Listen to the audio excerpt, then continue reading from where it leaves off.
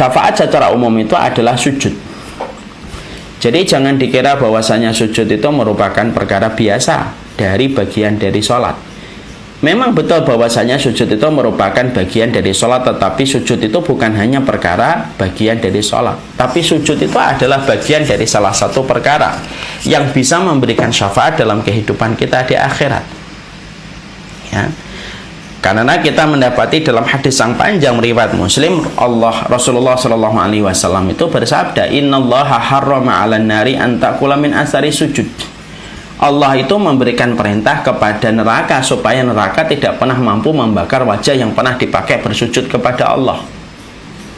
Makanya dalam riwayat itu Rasulullah menjelaskan, Innallaha idza arada rahmatan min ahlil nari fa amaral malaika ayukhriju mimman kana ya'budullah. Karena dalam satu riwayat itu Allah itu kalau ingin memberikan rahmat kepada penduduk neraka yang mereka tidak kekal di dalam neraka, ketika mereka tidak syirik, mereka tidak kafir, dan mereka tidak munafik, mereka mendapatkan neraka tetapi mereka tidak kekal.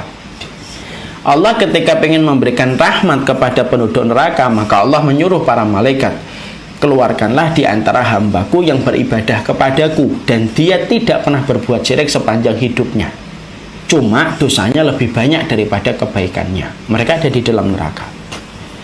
Lalu malaikat memasuki neraka dan neraka tidak bisa membakar malaikat. Ya, itu salah satu di antara pengecualian di dalam penciptaan neraka. Neraka tidak pernah bisa membakar malaikat yang masuk ke dalamnya.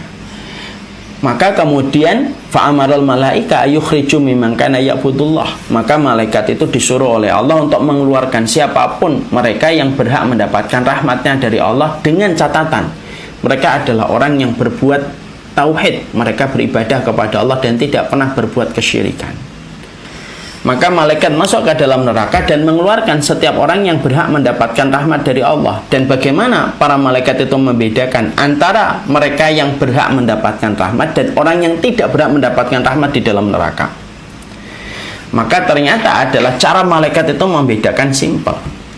Kalau ada penduduk neraka dari ujung rambut sampai ujung kakinya, mereka dihantam dan mereka disiksa tanpa ada bagian tubuh yang tersisa kecuali dilalap oleh api neraka, maka orang itu tidak berhak mendapatkan rahmat dari Allah selama-lamanya. Kalau dia di dalam neraka dari ujung rambut sampai ujung jempol dibakar oleh api neraka. Tapi kalau ada orang di dalam neraka ternyata disiksa oleh Allah dengan api neraka dari kepalanya, tetapi wajahnya bersinar, kemudian lehernya hangus, kemudian badannya kemudian gosong, kemudian kakinya juga gosong, seluruh part dalam kehidupan tubuhnya itu betul-betul gosong kecuali wajahnya yang bersinar, maka inilah orang-orang yang berhak mendapatkan rahmat dari Allah. Dan mereka akan tiba waktunya dikeluarkan dari neraka dan akan dimandikan di Al-Kautsar untuk dimasukkan ke dalam surga. Wajahnya ini merupakan apa? Representasi dari bekas sujud yang mereka lakukan pada kehidupan mereka di dunia. Jadi representasi dari wajah mereka yang pernah bersujud kepada Allah itulah yang menjadikan sujud itu menjadi salah satu di antara bagian perkara-perkara yang bisa mendatangkan syafaat dalam kehidupan manusia kelak dalam kehidupan di akhirat. Makanya perintahnya kata Rasulullah, fa'ini bikasrati sujud, tolonglah saya. Kalau kalian ingin masuk ke surga kata Rasulullah, maka kalian memperhatikan bagaimana sujud kalian.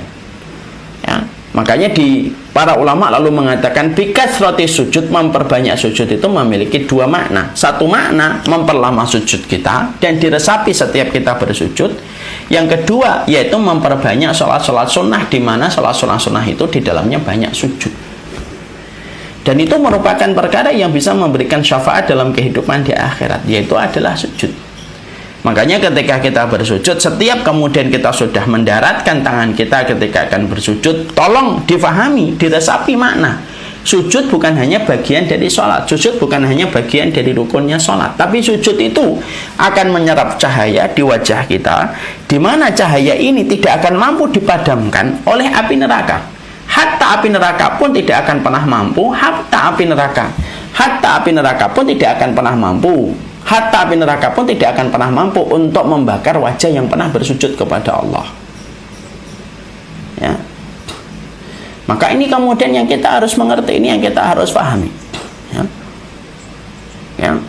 Jadi kemudian ini merupakan perkara yang kemudian kita harus ketahui, supaya kemudian dari kita memahami betul bahwasanya sujud itu bukan perkara biasa, tetapi sujud itu adalah perkara besar yang bisa memberikan syafaat dalam kehidupan di akhirat.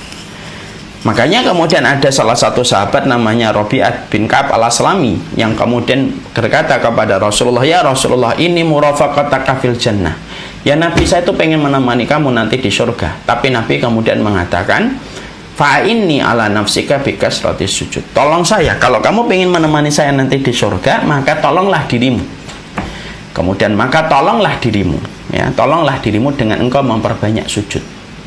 Karena dengan engkau memperbanyak sujud, maka itulah yang akan menjadikan dirimu akan dimudahkan oleh Allah untuk menjadi temanku nanti di surga. Dan itu dari sujud. Makanya inilah yang kemudian menjadikan kita memahami tentang pentingnya tentang masalah ini dalam kehidupan kita. Yaitu adalah betapa pentingnya bagi kita untuk memperhatikan sujud, karena sujud itu merupakan salah satu di antara perkara yang bisa memberikan kepada kita syafaat dalam kehidupan kelak kita di akhirat.